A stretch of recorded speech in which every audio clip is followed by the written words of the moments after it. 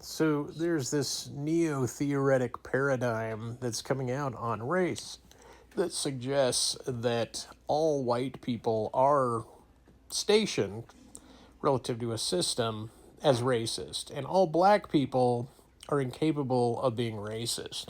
And this to me is kind of like a scholastic version of black Hebrew Israelites. And it's an absurdity on its face, and yet it's justifiable because it's a theoretic critique, and it's built out of critical race theory, and so it has some feet.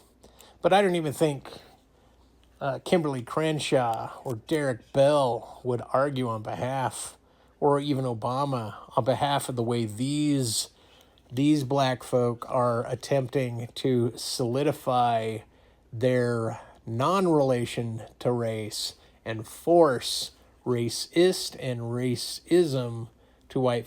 A lot of this stemmed from being in a room, and this black fellow asked me, he was running the room, well, do I believe in systemic racism? I said, well, to the extent that we can have a closed measure and run stats on, the performance of black people and white people relative to one another, then I would say a lot of those statistics bear out that there is something in the system that is not in black people's favor.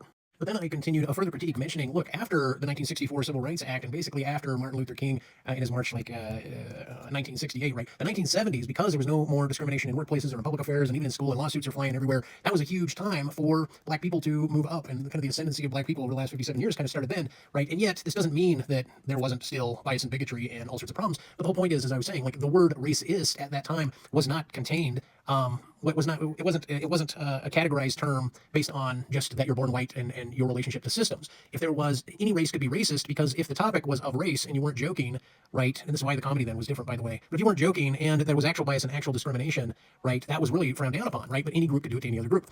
Then there was the pushback, right, because, as I put it, racism at that time was not in forced tandem with power, nor institution, nor class, right? Here on the bike, we have, look, this tandem bike has race, power, institution, and class, all bound to one, all on one bike. That's not where the history of the term racism or racist came from. So here I'm noting, okay, in Latin you got radix ratio, gener ratio, like generation, French harass, you even have a Norse swift thing that was said to be in 1200, right? But otherwise, you got the Italian raza, Spanish raza, and race in English. The first use of the word race is by William Dunbar as a noble's poet in 1503 and in 1508, right? And again, English race, 1540, for nobility. Nobility in England were using this term, right? But go figure, that is in this period of time. Guess what happens? The Gutenberg press is happening, invented here, right? It's in use here, and it's already printed a Bible by 1455, right? But really it's used here, and then it splits. And that's when Old English and Middle English become modern English. The printing press helps the Enlightenment, because we're passing this information. Friend, this fella, Verny, pardon my pronunciation, in 1684,